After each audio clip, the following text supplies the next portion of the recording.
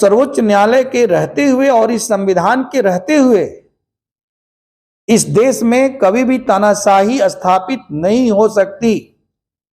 इस देश में कभी भी लोकतंत्र का गला नहीं घोटा जा सकता।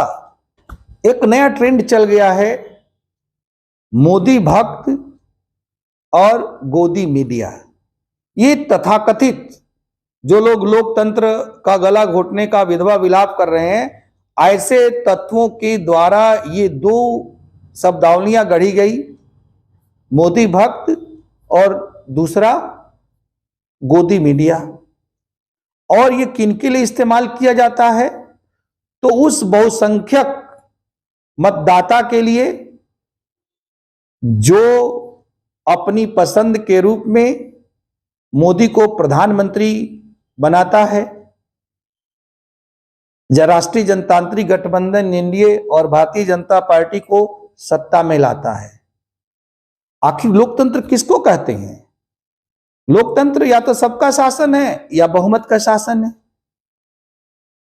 तो बहुमत जिसके पास है और जनता ने वो बहुमत दिया हुआ है, तो ऐसे में ऐसे बहुमत प्रदान करने वाले जनसंख्या को जिन लोगों ने अपने लोकतांत्रिक अधिकारों का पूरे होशो हवास में इस्तेमाल किया हुआ है, ऐसे लोगों को मोदी भक्त कह करके अपमानित करना, क्या ये लोकतंत्र का सम्मान है? क्या आप पूरे देश की मीडिया को अपने मर्जी से डिक्टेट करना चाहते हो? और यदि आपकी डिक्टेट को वो मीडिया फॉलो नहीं करती है तो उसको गोदी मीडिया कहोगे?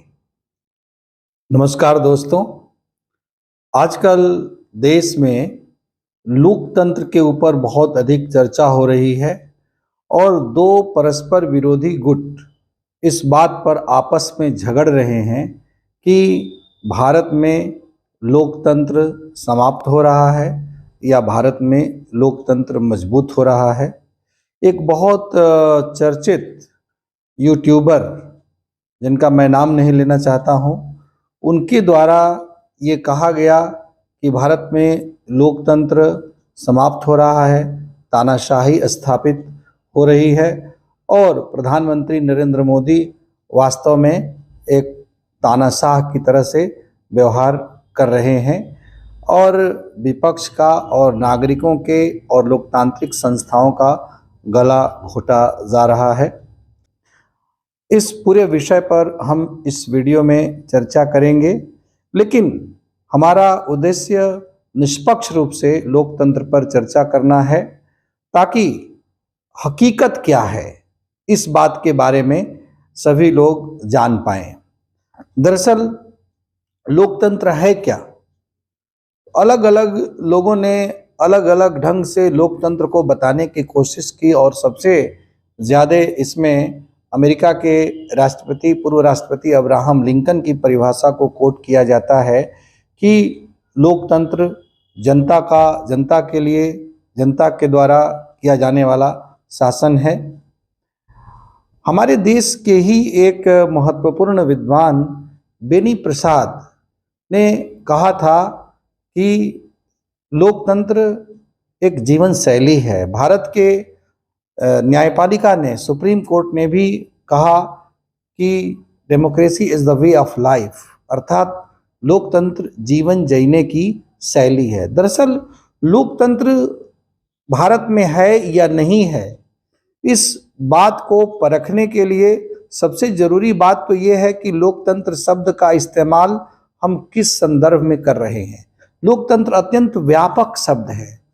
लोकतंत्र के बहुत सारे आयाम हैं। लोकतंत्र महज एक राजनीतिक अवधारणा मात्र नहीं है।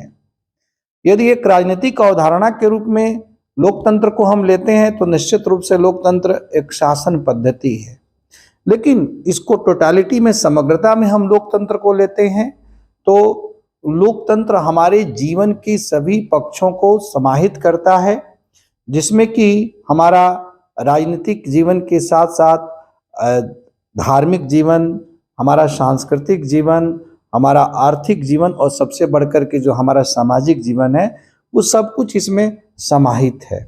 वास्तव में लोकतंत्र एक ऐसा शासन है जिसमें कि सभी का साथ और सभी के विकास की अवधारणा अंतर्निहित है, और इसीलिए इसी लोकतंत्र की भावना से अनुप्राणित होकर के हमारे वर्तमान प्रधानमंत्री नरेंद्र मोदी अपने प्रत्येक भाषण में अपने इस सिद्धांत या एक तरह से मोटो के रूप में, एक आदर्श वाक्य के रूप में इस लाइन को कोट करते रहते हैं कि सबका साथ सबका विकास। अब वो देखने की बात है कि सबका साथ और सबका विकास व्यवहार में प्रतिफलित हो रहा है या नहीं हो रहा है। लेकिन सच्चाई यही है कि किसी जमाने में कहा जाता था कि बहुजन हिताय और बहुजन सुखाय।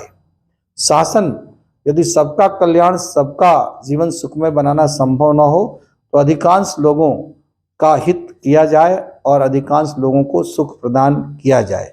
इसी बात को उपयोगितावाद के एक पाश्चात्य विचारक जर्मी बेंथम ने कहा, the greatest happiness of the greatest number. अधिकतम लोगों का अधिकतम सुख यदि संभव हो पा रहा है तो वह लोकतंत्र है। अब हम देखते हैं कि अभी जो यह हंगामा है कि भारत में लोकतंत्र का गला घोटा जा रहा है और भारत में तानाशाही फैल रही है और बड़ी ही सुनियोजित तरीके से लोकतांत्रिक संस्थाओं का एक एक करके गला घोटा जा रहा है। इस बात में कितनी सच्चाई है?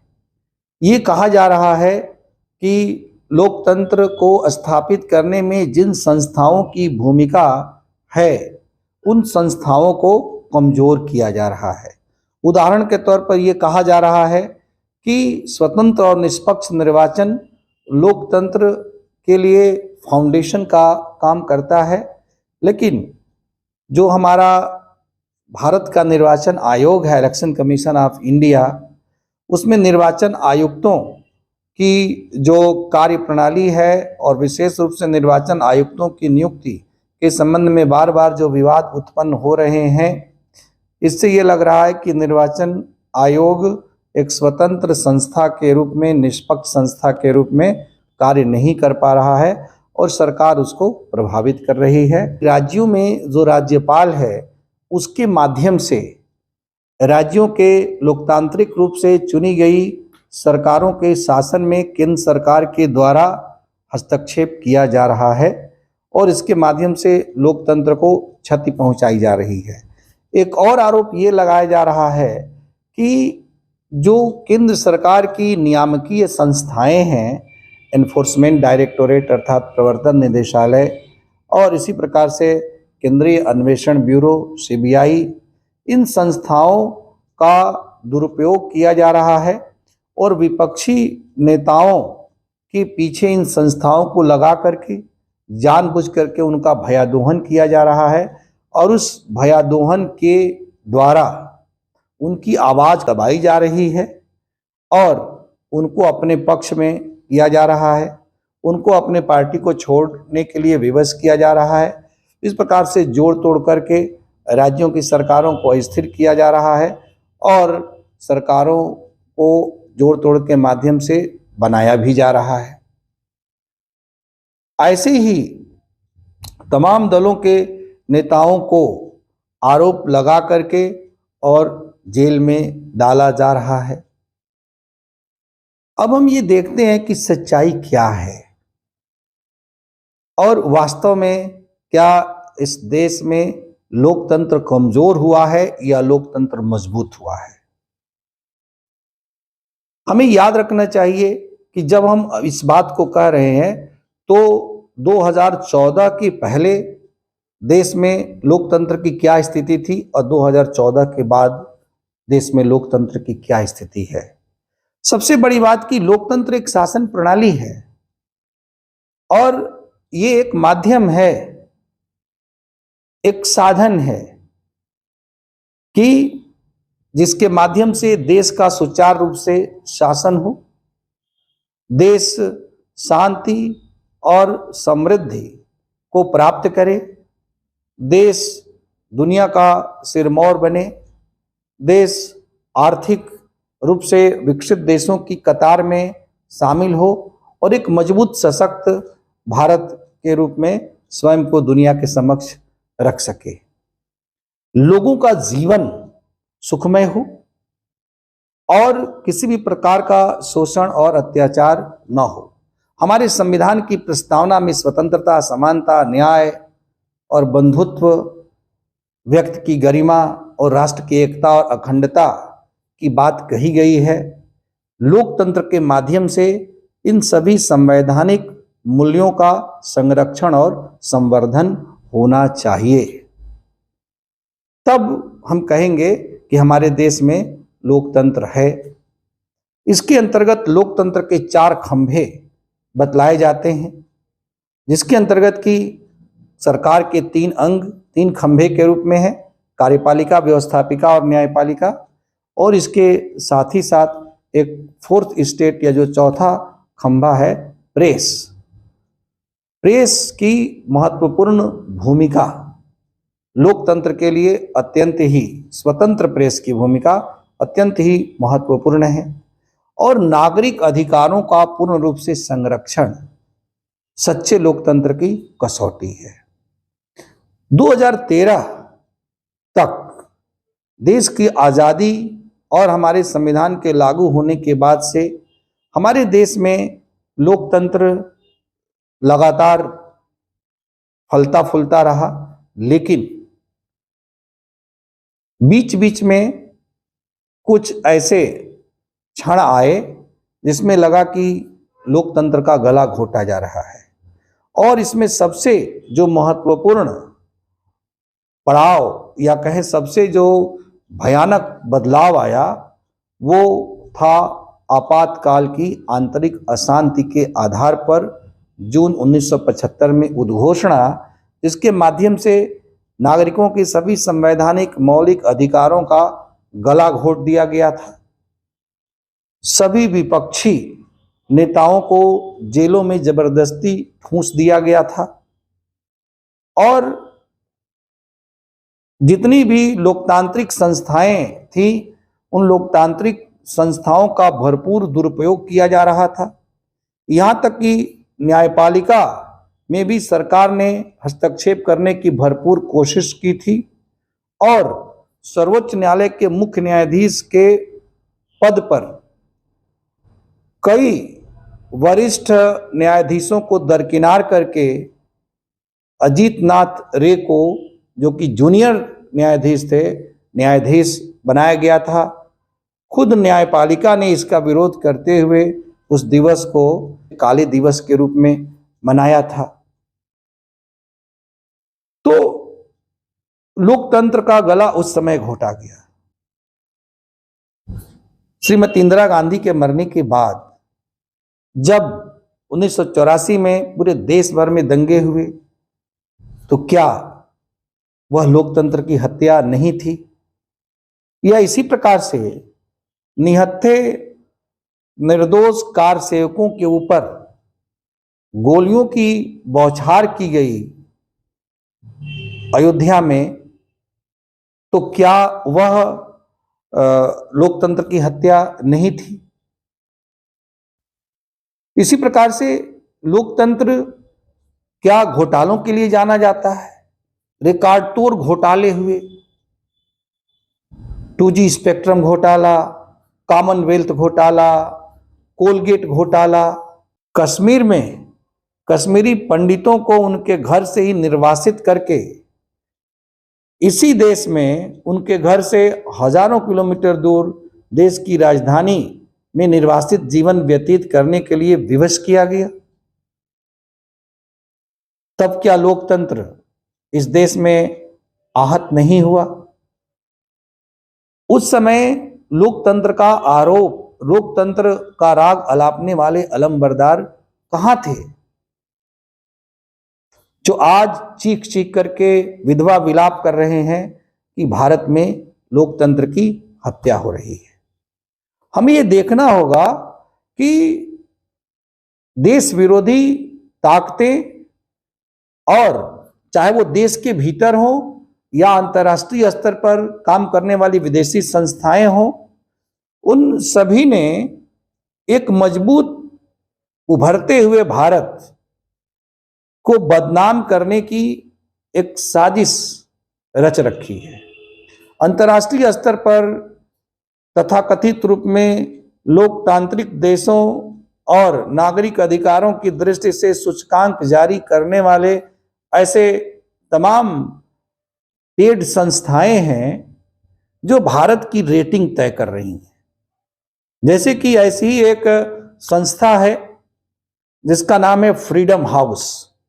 फ्रीडम हाउस जैसी संस्था ने भारत के लोकतंत्र को कहा कि यह लोकतंत्र और निरंकुश तंत्र दोनों के कहीं बीच की स्थिति में आता है, अर्थात लोकतंत्र तो यह है ही नहीं, पूरी तरह से निरंकुश तंत्र के रूप में भी नहीं है, और उसने इसको नाम दिया है हाइब्रिड शासन या संकर शासन, अर्थात कुछ कुछ तानाशाही अधिनायक तंत्र और कुछ कुछ लोकतंत्र। इसी प्रकार से सिविकस नाम की एक संस्था है जो अंतर्राष्ट्रीय स्तर पर नागरिक अधिकारों की दृष्टि से देशों को एक इंडेक्स प्रदान करती है, और उसके द्वारा भी भारत को नागरिक अधिकारों की दृष्टि से एक दमित देश के रूप में, अर्थात जहां पर नागरिक अधिकारों को कुचल दिया गया हो, इस रूप में देश को बतलाया है। इसी प्रकार से हम देखते हैं कि ब्लूमबर्ग और ऑक्सफैम जैसी अंतर्राष्ट्रीय स्तर पर कार्य करने वाली संस्थाओं ने भी अंतर्राष्ट्रीय स्तर पर भारत की छवि को धूमिल करने की सुनियोजित तरीके से कोशिश की गई। और एक और बात है कि वर्ष 2014 में जब से नरेंद्र मोदी के नेतृत्व में भारतीय जनता पार्टी या एनडीए की सरकार का गठन हुआ, उसके बाद से ही लगातार एक सिलसिला शुरू हो गया जिसमें यह कहा गया कि पहले तो असहिष्णुता का राग अलापा गया सरकार बनते ही।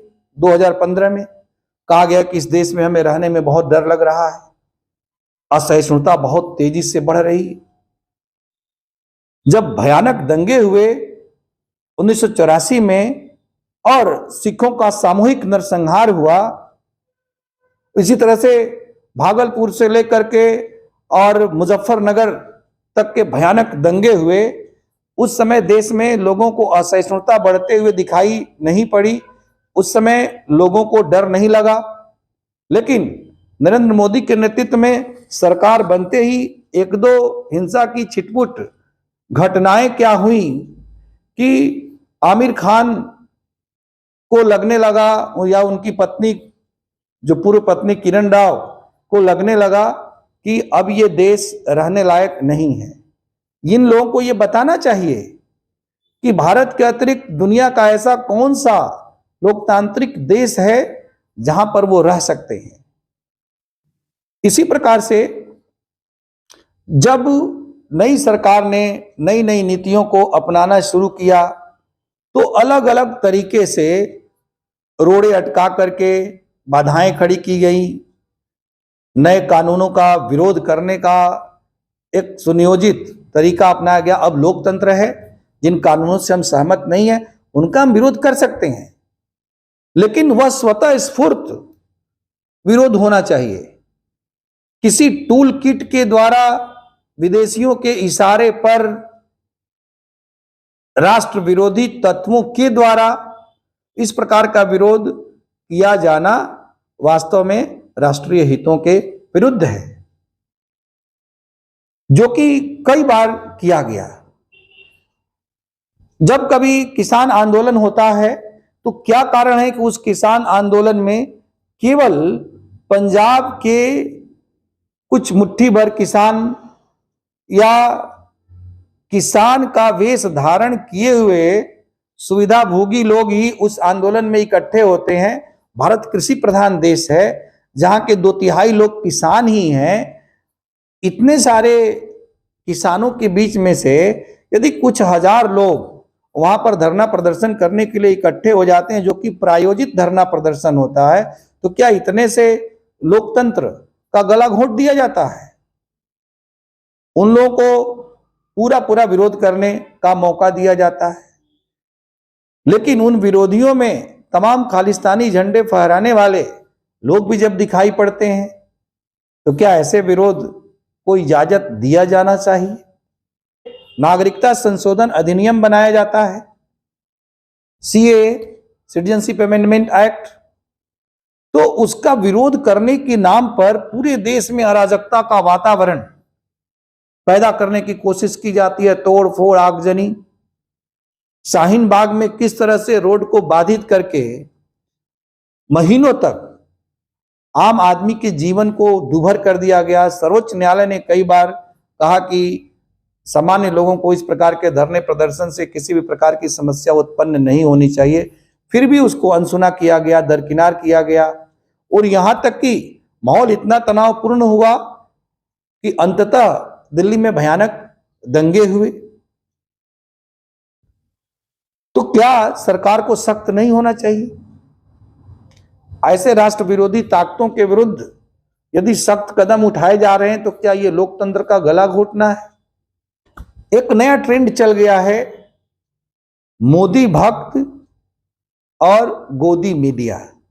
ये तथाकथित जो लोग लोकतंत्र का गला घोटने का विधवा विलाप कर रहे हैं, ऐसे तत्वों के द्वारा ये दो शब्दावलियां गढ़ी गई, मोदी भक्त और दूसरा गोदी मीडिया। और ये किनके लिए इस्तेमाल किया जाता है? तो उस बहुसंख्यक मतदाता के लिए जो अपनी पसंद के रूप में मोदी को प्रधानमंत्री बनाता है, राष्ट्रीय जनतांत्रिक गठबंधन एनडीए और भारतीय जनता पार्टी को सत्ता में लाता है। आखिर लोकतंत्र किसको कहते हैं? लोकतंत्र या तो सबका शासन है या बहुमत का शासन है। तो बहुमत जिसके पास है और जनता ने वो बहुमत दिया हुआ है, तो ऐसे में ऐसे बहुमत प्रदान करने वाले जनसंख्या को जिन लोगों ने अपने लोकतांत्रिक अधिकारों का पूरे होशो हवास में इस्तेमाल किया हुआ है, ऐसे लोगों को मोदी भक्त कह करके अपमानित करना, क्या ये लोकतंत्र का सम्मान है? ये तो लोकतंत्र का घोर अपमान है। आप में लोकतांत्रिक मूल्यों और लोकतंत्र के प्रति सहिष्णुता का भाव ही नहीं है। यदि लोकतांत्रिक परिणाम आपके मर्जी और आपकी अपेक्षा के अनुरूप नहीं आएंगे, तो आप कहोगे कि ये लोग तो मोदी भक्त हैं। कितनी गलत बात है। इसी तरह से गोदी मीडिया क्या होती भाई? लोकतंत्र के चौथे खंभे के रूप में मीडिया है। हमारे देश में मीडिया स्वतंत्र है। विचार अभिव्यक्ति की स्वतंत्रता एक संवैधानिक और मौलिक अधिकार है। प्रेस की स्वतंत्रता अनुच्छेद 19(1) क के तहत निहित है। खुद सर्वोच्च न्यायालय ने भी इसे मौलिक अधिकार के रूप में माना है, और मीडिया भरपूर रूप में अपनी स्वतंत्रता का इस्तेमाल कर रही है। ऐसे में मीडिया के द्वारा जो सही काम है सरकार की, नेतृत्व की, यदि उसकी प्रशंसा की जाए, तो आप उसको गोदी मीडिया कहोगे। तो क्या यदि मीडिया आपकी हां में हां मिलाएगी, तब वो मीडिया अच्छी होगी?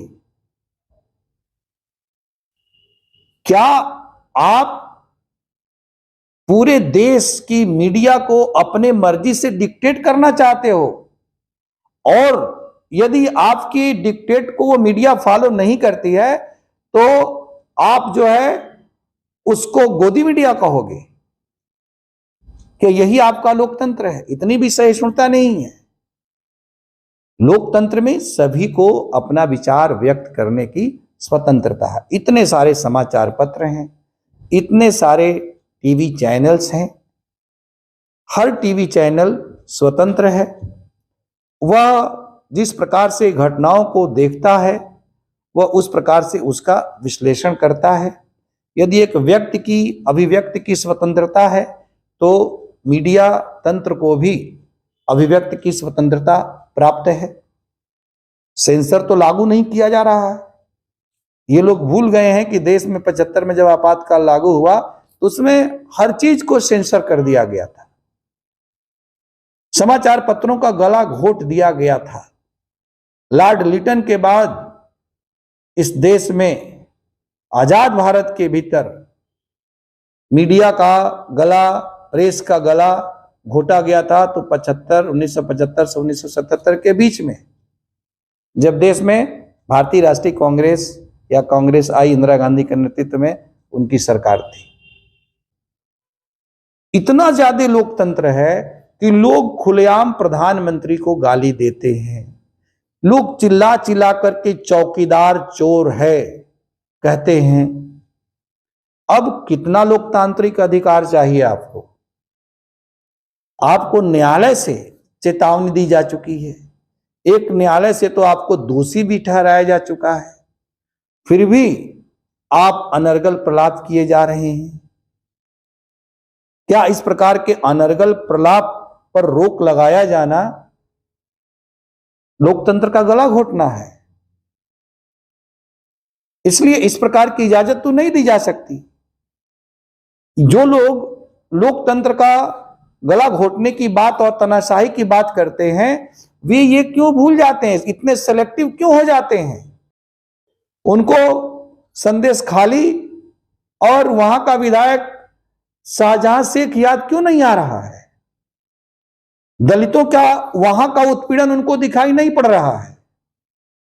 ये इतने सेलेक्टिव क्यों हो जाते हैं कि ये देख करके मुद्दों को उठाते हैं कि वहां पर किस पार्टी की सरकार है। महिलाओं के साथ इतना अधिक ज्यादती बर्बरता हुई, यहां तक कि सरकारी संस्थाओं के अधिकारियों को मारा गया, पीटा गया, उनके वाहन को तोड़ दिया गया। हजारों एकड़ जमीन को हड़प करके संदेश खाली में उसको मछली पालने का तालाब बना दिया गया। ऐसी जगह पर तानाशाही इन लोगों को दिखाई नहीं पड़ती है। तमाम तथाकथित स्वतंत्र पत्रकार ऐसे मामलों में सिलेक्टिव होकर के खामोश हो जाते हैं। मानो तूफान के आने के पहली वाली खामोशी भी जितनी खामोश नहीं होती है, उससे भी कहीं अधिक खामोश हो जाते हैं। इस प्रकार से ये ध्रुव राठी जैसे लोग देश के बाहर जर्मनी में बैठ करके भारत के लोकतंत्र के ऊपर उंगली उठाना और देश को बदनाम करना, विदेशी ताकतों के हाथों में खेलते हुए यूट्यूब पर महज कुछ पैसे कमाने के लिए पूरे देश की छवि को दुनिया भर में धूमिल करना और अनेक दलों के मुखौटे के रूप में कार्य करना, क्या ये लोकतंत्र का पक्षधर होना होता है? लोकतांत्रिक वह है जो निर्छिर विवेक के साथ कार्य करे। एक बात और है कि कई जगह हमें भी लगता है कि सरकार को कुछ ऐसी चीजें नहीं करनी चाहिए जो प्रथम दृष्टया करते हुए दिखाई पड़ती है और वो गलत दिखाई पड़ता है। तो उसे रोकने के लिए हमारी इसी लोकतांत्रिक व्यवस्था के अंतर्गत सर्वोच्च न्यायालय है, और सर्वोच्च न्यायालय के रहते हुए और इस संविधान के रहते हुए इस देश में कभी भी तानाशाही स्थापित नहीं हो सकती। इस देश में कभी भी लोकतंत्र का गला नहीं घोटा जा सकता, क्योंकि स्वयं हमारी न्यायपालिका, हमारा सर्वोच्च न्यायालय संविधान और लोकतंत्र के सबसे बड़े प्रहरी के रूप में है। हमने अभी हाल में देखा कि ज्यादती चाहे जहां भी हो, लोकतंत्र का उपहास चाहे जहां भी उड़ाया जाए, सर्वोच्च न्यायालय ने बड़े ही अच्छे ढंग से भारत के लोकतंत्र को मजबूती देने का काम किया है, नागरिकों के अधिकारों की रक्षा करने का काम किया है, भारतीय संविधान को मजबूत करने का काम किया है। पक्ष और विपक्ष की राजनीति से ऊपर होते हुए, जैसा कि सर्वोच्च न्यायालय को होना चाहिए। उदाहरण के तौर पर अभी हाल ही में कोल्हापुर के एक कश्मीरी प्रोफेसर के ऊपर एक मुकदमा चल रहा था। उसके ऊपर यह आरोप लगाया गया था कि उसने 5 अगस्त, जिस दिन अनुच्छेद 370 को समाप्त किया गया, उसको काला दिवस के रूप में मनाने का आह्वान किया था। इसी प्रकार से 14 अगस्त, जो कि पाकिस्तान का स्वाधीनता दिवस है, उस दिन उसने जो है पाकिस्तान को बधाई संदेश दिया था। इसके लिए आईपीसी के धारा 153 के तहत उस पर जो इन संप्रदायों के बीच में तनाव उत्पन्न करने और माहौल को खराब करने का आरोप लगाया गया था। सर्वोच्च न्यायालय ने इस मामले को पूरी तरह से रफा दफा कर दिया और उस प्रोफेसर को निर्दोष माना। सर्वोच्च न्यायालय ने स्पष्ट रूप से कहा कि संविधान के अनुच्छेद 19(1) के तहत सरकार की आलोचना करने का अधिकार, सरकार की नीतियों से असहमति जताने का अधिकार हमारा लोकतांत्रिक अधिकार है और ऐसा करने के लिए, केवल इतने के लिए, किसी व्यक्ति को दोषी और अपराधी नहीं ठहराया जा सकता। तो ये तो है लोकतंत्र। अभी इलेक्टोरल बॉन्ड पर बात है। सरकार उसके बारे में जानकारी नहीं देना चाह रही थी। सर्वोच्च न्यायालय ने कहा कि नहीं, मतदाताओं को ये जानने का अधिकार है कि किस राजनीतिक दल के को कहां से, किन उद्योगपतियों के द्वारा, किन लोगों के द्वारा राजनीतिक चंदा, चुनावी चंदा प्राप्त हो रहा है। इसलिए इस जानकारी को सार्वजनिक किया जाए। और एसबीआई के द्वारा इस मामले में 4 महीने का समय मांगा गया। सर्वोच्च न्यायालय ने फटकार करते हुए कहा कि 12 मार्च तक इसको तुरंत चुनाव आयोग को सारी जानकारी उपलब्ध कराई जाए इलेक्टोरल बॉन्ड से संबंधित, और चुनाव आयोग अधिक से अधिक 15 मार्च तक अपनी वेबसाइट पर इसे डाल दे, ताकि जनता जान सके। जनता को ये जानने का हक है कि जिन लोगों को चुनती है वो लोग कहाँ से आते हैं, कहाँ से उनको राजनीतिक चंदा प्राप्त होता है, उनकी पृष्ठभूमि क्या है। तो इससे क्या साबित होता है कि हमारे यहाँ लोकतंत्र का गला घोंटा ही नहीं जा सकता है। हमारा सिस्टम इतना फूल प्रूफ है कि जैसे ही एक संस्था अपने अधिकारों का अतिक्रमण करने की कोशिश करेगी तो तुरंत ही दूसरी संस्था चेक्स एंड बैलेंसेज की थ्योरी के तहत उसको रोक देगी, उसको नियंत्रित कर देगी, उसको उसकी सीमाएं बतला देगी। इस प्रकार से लोकतंत्र इस देश में हमेशा ही जिंदा रहेगा। एक और चीज है कि आखिर लोकतंत्र या कोई भी शासन प्रणाली किसके लिए? इस देश की जनता की खुशहाली के लिए, इस देश की शांति के लिए, इस देश की सुरक्षा के लिए, इस देश के उत्थान के लिए, इस देश के विकास के लिए। तो वर्ष 2014 से लेकर के अब तक हम क्या देख रहे हैं? कश्मीर का पूर्ण रूप से एकीकरण हो गया, अनुच्छेद 370 समाप्त हो गया, आज कश्मीर में खुशहाली है। देश के 2/3 या उससे भी अधिक लोगों को निःशुल्क राशन दिया जा रहा है। आयुष्मान योजना के माध्यम से चिकित्सा सुविधा प्रदान की जा रही है। सबका ख्याल रखा जा रहा है। जो उपेक्षित है, वंचित है, पीड़ित है, उसका ख्याल रखा जा रहा है। ये है लोकतंत्र। लोकतंत्र यह है कि जो देश का सर्वोच्च शासक है वह स्वयं को इस देश का चौकीदार मानता है। ये है लोकतंत्र। लोकतंत्र ये है जो सार्वजनिक रूप से सफाई कर्मियों का पैर छूता है, उनका पैर धोता है, श्रम का सम्मान करता है। ये है लोकतंत्र। लोकतंत्र ये है कि विगत 9 वर्षों में 20% लोगों को गरीबी रेखा से मुक्त करवाया गया है, उनको आत्मनिर्भर बनाया गया है। ये है लोकतंत्र। लोकतंत्र यह है कि देश उपलब्धि की नवीन ऊंचाइयों को हर क्षेत्र में छू रहा है। चाहे वो मंगल मिशन अभियान हो या चंद्रयान का अभियान हो, इस सब में सफलता, ये है लोकतंत्र।